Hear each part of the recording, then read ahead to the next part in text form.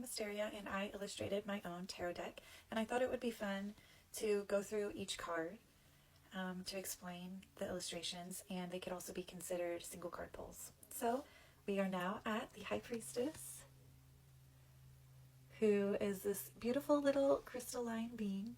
It was inspired by my favorite stem when I was a kid, which is this beautiful glass crystal. I used to just sit and polish it, and then twist it and polish it. Anyway, you can't see, I wish I could capture it on camera, but at every angle is like 500 different rainbows, and I feel like that is such a beautiful representation of what the High Priestess is all about, which is clarity, the subconscious, reflection, decisions, counsel, sacred knowledge. I know that on the regular High Priestess card, the duality is represented by black and white, but I wanted to represent the duality in a different way as far as clarity or void and light. I just thought that that was a really beautiful example of the nature of the reality that we're experiencing. Light is what creates illusion. Light is what creates play. It creates shadow and shade and tone, and everyone's eyes interprets light differently. Everyone sees colors a little bit differently. So it's that versus clarity or void. She represents the divine feminine as the High Priestess, sacred knowledge, cycles, mystery, the conscious and the subconscious. The world is not always what it seems. And you know, like color theory, how there's those like videos where these colors look completely different, but you draw a line over and they're the same color, and what creates the difference and their appearance is the context of the picture, what's around them. Are there darker colors or lighter colors framing that color to make it look as if it's different? And I think that's a really beautiful representation of humans also, but of our ability to perceive and understand and transmute information. The world is not always what it seems. The veil is thinner than we are taught to believe. It represents an inner illumination of our own wisdom and perspectives through the subconscious, through the journey inward towards the Philosopher's Stone, which is a crystal, right? So yes, the sacred feminine needs our attention. And so what I love about that is I used to give so much attention to this. Like I literally would spend hours listening to the same song over and over again and polishing this crystal. Like this had my whole heart and soul. So that was probably tending to my own divine feminine. Feel instead of think, right? I think clarity is in feeling and thinking is in the projections, the light shows, the rainbows, right? The rainbows offer different timelines almost, or different visions. But the feeling is in the clarity. The feeling is in the nothingness. So the next thing I wanted to talk about as far as like a single card reading is that humans are crystalline beings. Our bones are made up of calcium phosphate crystals that help keep us upright. The needle-shaped crystals have been identified twisted into propeller-like blades. These patterns form natural fractals in our bones, which repeat, adding to our strength and resilience. The human body contains many crystalline structures that are essential for functioning. Our teeth are made of apatite microcrystals. Our eyes, the rods and cones that detect light, are made of crystals. Our connective tissue, collagen molecules, form a crystalline structure that conducts energy and information. Cell membranes have phospholipid. They form crystalline cell membranes. Our cell membranes are crystalline. Every single cell, right? With high enough concentration and under the right conditions, most molecules will crystallize. How fascinating is that? Naturally occurring crystals play important roles in health and disease. The pineal gland, light dark conditions control the pineal gland activity and our release of melatonin. So I just wanted to give that insight because I feel like we can get so much knowledge and reverence for our own body, for our own cells, when we realize that we are crystalline, we are of the earth. The amount of love and care we pour into our crystals, um, we can do that to ourselves, right? A lot of people use crystals as channeling. Crystals are information keepers, timekeepers. There are giant crystal caves inside of the earth with structures that are as big as redwoods, you know? And so if we think about the wonder of all of that and internalize that and speak to our cells, right? Our cells are crystalline, our cell membranes, so we can speak to them and we can pour love into them. We can nurture them and care for them. And I think that will help us to tap into our high priestess energy, our own internal knowledge. Our cells are communicating with us. We're receiving. We are always receiving, because this is our nature. And so, yes, I hope that you can take this with you as you continue through your day to tap into your own high priestess crystalline nature. You can use it as a shield of protection, and a tool for alchemy. Love you. Hello, I wanted to speak further on some concepts that I dove into in my last video about my high priestess tarot card that I illustrated inspired by this crystal. The concept that I wanted to dive into was, instead of black and white or dark and light, the duality was best represented by clarity and void versus rainbow and color. So in here, if you line it up just right, because it's glass, it's like there's nothing there, right? And also, I put pictures in my last video, but I'm looking at it from the angle that I'm at. There's like 50 different rainbows, which these prisms represented illusions and thought forms. So yes, in the last video, the concept was clarity and void was in alignment with emotionality, hidden depths of the subconscious. Feelings are kind of blind. We can't touch. They come from the depths. They come seemingly from nothing. And then the rainbow or color or prisms were thought forms, because we can rewrite timelines in that way, within ideas. The colors equal different perspectives, and it encompasses everything. And so that was my original understanding of the concept. But the reason I wanted to talk further on this is because it's fucking important. Words are spells. When we speak, we are laying foundations for realities. The words are energized with interpretations and meanings. And the language, I feel, has been used as a part of our programming, black and white, dark and light. Those have preconceived notions attached to them. So especially when they're in connection to each other and in connection to spirituality within the societal frameworks that we're living in right now, they're very polarized and can be harmful, especially when casting magic. Black, dark, bad, demonic, white, light, good, angelic, heavenly. These associations have been used in grotesque ways. And so what I'm doing is reframing the way we look at these foundational concepts and describing them in a way that offers liberation, clarity and color, void and rainbow, invisible matter and ether, nothing and everything. All of these are neutral and is closer, I believe, to understanding the universal polarities, the way in which they actually function, kind of in a yin and yang way. There's good and bad in everything. The shadow and the darkness isn't bad or harmful, and the light isn't inherently good. Everything is neutral. So reframing our very ideas of magic and where it comes from, that's why this is important. And it leads me to the foundation of my spirituality and my philosophy that I'm so excited that I get to share with you.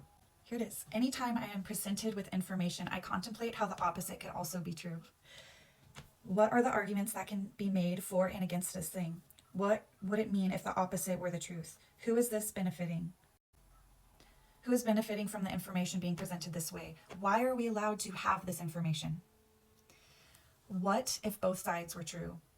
Where did the info come from? Who would benefit from the opposite perspective being true? And so, like, a very simple example of this is like pink and blue. We've been taught our whole life that pink is feminine and blue is masculine, when just like a couple centuries ago it was the opposite. And so it's information is used as social programming. Another thing that completely changed my life when I was a kid, I was raised Christian, and so like red and black did represent demons and the demonic, and then white represented angelic and heaven and Jesus, right? In my acting class, we learned about Japanese theater, and in the theater, the white were evil, which Anyway, the demons, the entities that were evil, wore white masks, and the ones that were good wore red. And that, it might seem so simple, but I wasn't allowed to have access to knowledge or access to my thought or questioning when I was a Christian. And so that completely changed everything for me. I was like, there's other ways of interpreting information, and it means like the foundation of everything that we believe. The opposite can also be true in another system of belief. So, anyways, those are my examples. So, when I was further contemplating my own ministry that I presented, I was like, that doesn't make fucking sense. So I'm going to present it in a way that's opposite of what I said to make it make more sense. And both versions have realities within them. Both versions have truth or a fun level of understanding, but this is what I think is in more alignment. Clarity and void being thought forms. Our thoughts come from nothing. They're just kind of there and then we grab them. Creation is formed by ideas or elements coming together from void or space. If we think about transcendental meditation, the point is maybe thoughtlessness, right? But the science of it, I might post a link to a video here, but the science of it is that the further we go back, the more space there is, the less matter, the less of everything else. And that is where creation lies, is in the space and the void and the nothingness.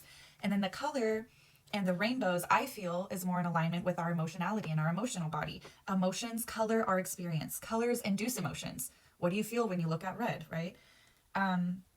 Emotional healing and feeling through the chakras, through the body, is where our emotions are found. We find new timelines in our emotions and in our expressions within our choices, because our choices a lot of times are inspired by emotional catalysts. So emotions are how we interact with the world around us. So it's how we interact with the illusions and the light shows and the projection and the life. That is color. Possibilities are found within our responses to the world around us, to the light shows, to the illusions, to the color. Thought, I think, is spirit and air. Emotion is physicality. It's in the womb. Thought comes from the void, the nothingness. So I think it's invisible matter, thought form, and emotion, ether. What do you think? I'm going to make this a series about opposite polarities of what we have been taught is good or bad. I'm really excited to talk about this because this is the foundation of my thought ministry. It's the foundation of spirituality. It's the foundation of my philosophical being, is re-teaching us how to think, which is not believing what we're told. Taking the information and putting it through our lens. Okay, thank you. The foundation of what I believe my purpose is deconstructing beliefs. There is no singular truth. There is no such thing as truth. It's all perspective. And I believe in humanity, and I know our heart. A lot of the violence and the distortion that is attributed to humans comes from brainwashing, which is information presented to us that is said to be truth that we aren't allowed to question. So, and I mean with everything, because science is also a belief system. No one knows anything for sure. Scientific facts are changing and being rewritten all the time. So when presented with information, like especially stuff as that has to do with you personally, like food science and stuff like that, when presented with information, collect it and dissect it. Collect it and be like, who is this serving? How does this make me feel? How is this serving me? If the opposite were true, would it serve me? It's examining the polarities, because the reality is probably somewhere in the middle, and the reality is different for everyone who dissects the information. And so it's really about finding our humanity within these social programmings, within these social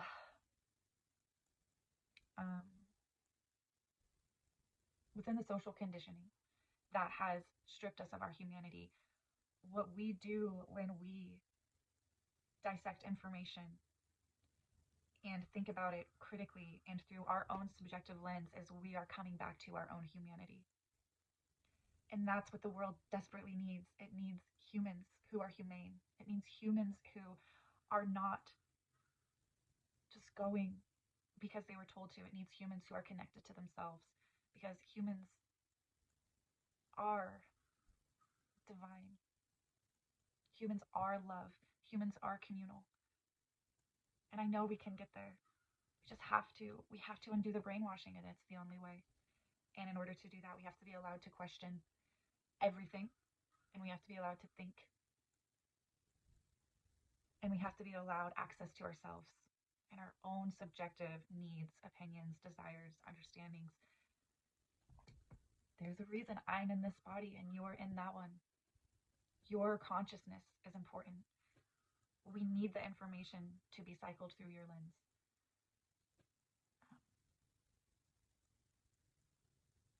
Thank you.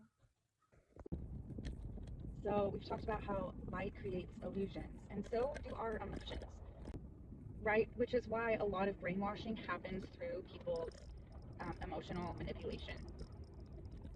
Thought form, knowledge is our liberator. Knowledge and our emotions are our liberator too. But I'm just saying, knowledge is what empowers us. Knowledge is individualistic in thought, and so that I feel like is more representative of the void. But what I also wanted to say within this paradigm that I'm presenting is that the polarities are unified, or dark and light. One can't exist without the other, you know, but they are opposites and they're polar and they don't necessarily work together, right? Darkness is the absence of light. So what I am suggesting with the kind of opposing forces being void and color, or unknown matter and ether, or thought forms and emotions, is this unified representation of the polarities that exist in the universe, and the unification of that is what creates. It's what humans use to create. It's also what the universe uses to create. So thinking about these concepts in context to magic, right? Like dark magic and light magic, or white magic and black magic. Oh, I'm so excited. Okay, so when thinking about these things in context to magic, dark and light magic or black and white magic, everything becomes a little bit more clear, right? Because when we think about dark magic, we think about maybe like bad deeds, or like satanic type things, which is in alignment because the snake gave us knowledge, which gave us liberation, right? And then when we think of like light magic or white magic, I would say that has to do with emotionality, right? It has to do with, in like a traditional sense, we think about maybe heaven, or a reward. People get so caught up in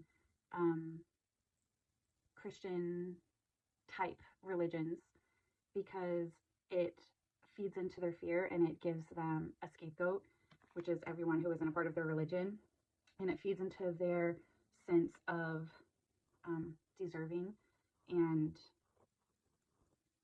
hope for the future. It's emotional manipulation, it is.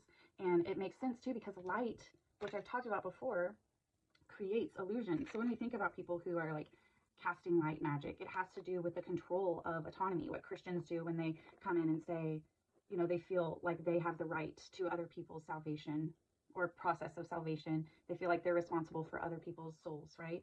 That is them infringing on people's autonomy, which is the process of colonization and capitalism. So light magic, white magic, all of these things that have been told to us that are good are actually distorted because it is infringing on other people's autonomy and is hyper emotional. I would say like hexes and curses and stuff like that are actually a form of white magic or light magic, because what you're doing is you're casting an illusion over other people's lives. Whereas dark magic or black magic has to do with knowledge, the snake in the Garden of Eden, liberation, self-empowerment, do as thou wilt, personal autonomy, and subjective truth. This is exciting for me because it's undoing fundamental, foundational distortions at the very basis of our society, how we understand color. That's one of the first forms of programming, right? Pink and blue illusions are what create this world. Light, matrix. So anyway, I'm very excited about this. we could even go further and talk about how a lot of white magic or, right hand path type of ideologies have to do with going back to source or an ascension, or, what is source then? It's light. And it makes sense as to why under capitalism everything becomes like whitewashed, right? It's like, oh, the most pure aesthetic is like all white everything in the house and no color, but that is what it it strips us of our humanity, which is our emotions, right? It strips us of um, beauty and individuality, is what the right hand path does. It is forced unification, um, or a means of unification through force, trying to fit everyone into this tiny box of what goodness should look like, when the reality of the situation is there's good and bad in everyone. Everyone has a multitude of expressions and colors and truths and emotions and realities within them that need to be expressed. That's why we incarnated. That's why we exist. That's why the left hand path is so potent, because it is about our autonomy. Hi, I wanted to make this video because I feel like in my last video I was a little bit hard on, you know, white magic or light or our emotionality, our emotional bodies. But the reason is because when we're undoing our brainwashing and we're looking at the polar opposite side of things, we have to be a little bit polar with it, right? So I was connecting information that proved the opposite of what we've been taught. And so it might feel a little polarizing at first, but it really isn't, because you use your own mind to come to your conclusions after questioning. Because like I said, no one knows anything for sure. And I said that to someone recently and they were like, well, we know 2 + 2 is 4. I'm like, not if you consider dimensions, because there's a theory that we are shadows of whatever their dimension above is living, right? Like this shadow behind me. So we are like essentially a shadow of something larger. So when we consider that, when we consider dimensionality, 2 + 2 doesn't equal 4. We don't even know how many dimensions there are. So no one knows anything for sure, okay? So question everything. And if you're presented with information, figure out reasons why the opposite could be true. Because I was a little bit hard on our emotional body, I wanted to make this video to clear some things up. I was a little bit harsh. And the reason is because in the age of Pisces, I feel like there was an abundance of over emotionality without thought. And that's why we're in the situations that we're in. Everyone is hyper emotional about their beliefs without considering the repercussions of it, without considering humanity, without considering anything really, without considering logic. And so I think with the age of Aquarius being in alignment with the age of information, we're pouring spirit back into beliefs. We're pouring spirit back into our bodies through knowledge. We're pouring spirit back to the earth. We're grounding ourselves into the earth through knowledge, because we're not existing in this phase of universal consciousness. We incarnated to be on earth, and I incarnated to be here to think about things through my mind, just like you incarnated to think about things through your mind. So we're grounding into our purpose on this planet, which is to explore the information that's offered here. We're not on another planet, we're here. So what does this have to offer our minds? What does this have to offer our consciousness? Let's explore that together. So we're embodying spirit on the earth through our thought forms. And in the age of Pisces, there was a demonization of knowledge. I wasn't allowed to think for myself. I wasn't allowed to questioning the information that was provided to me was sinful. And a lot of religions are that. You're not allowed to think. And so I just think it's really important that we dissect that. Yeah. And emotions are extremely important to our human existence. Also, they are how we navigate our destinies. They are how we navigate, right? We're not just floating spirits. We're in this body. This body communicates with us through our emotions. It communicates what we like and what we don't like. It guides us. Our emotional bodies guide us towards our destiny, towards our purpose, and towards a path forward. And so it's very important that we listen to our emotional bodies in connection with our minds and with our individualistic logic. I wanted to talk about practical application of this because it's like, why are we talking about this? Why are we talking about black, white, dark, light?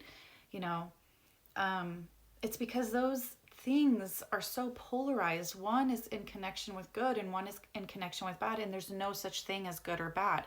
I read in the Book of Secrets by Deepak Chopra, there was like a little section of the book where he was like, name 5 good choices that you've made recently and name 5 bad choices that you've made recently. And I was very distressed because I couldn't figure out a single good choice. And even my bad choices, I was like, I don't know, they seem like some good came from it. And that was the point of the exercise, is that in every bad choice or bad, see again, even in that book, it's talking about good or bad. But let's say in every choice that we have to make that feels uncomfortable, there is revelation in it. And in every choice that feels in alignment, there is some type of sacrifice that needs to be made or discomfort that is felt, right? It's not so polar. It's all neutral.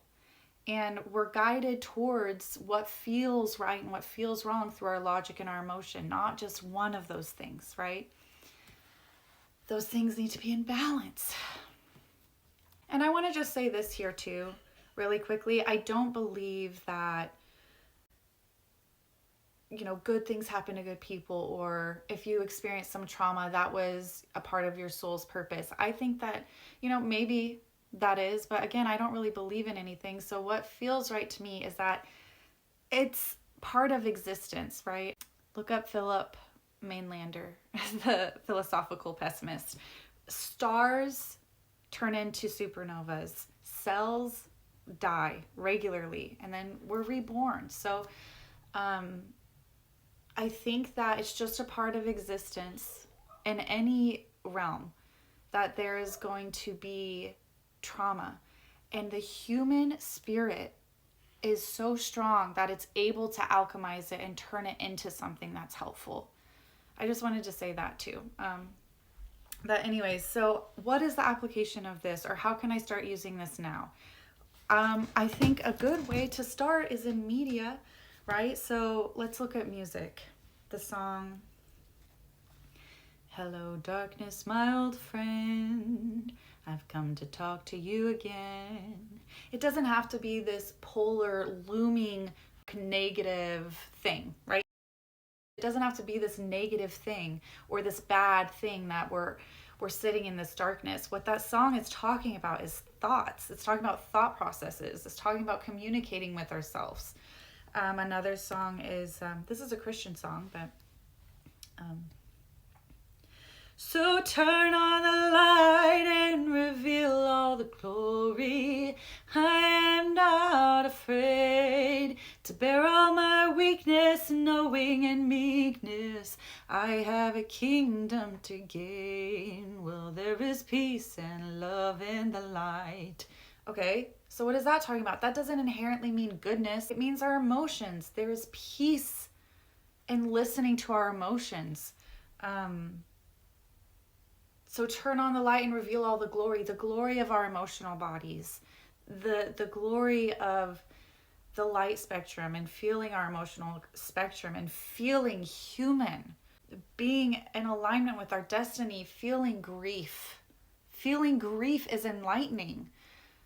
Feeling sorrow, feeling joy. See, it's not bad and good. It's all emotion. All emotion is enlightening, right? All thought forms come from the void of our consciousness.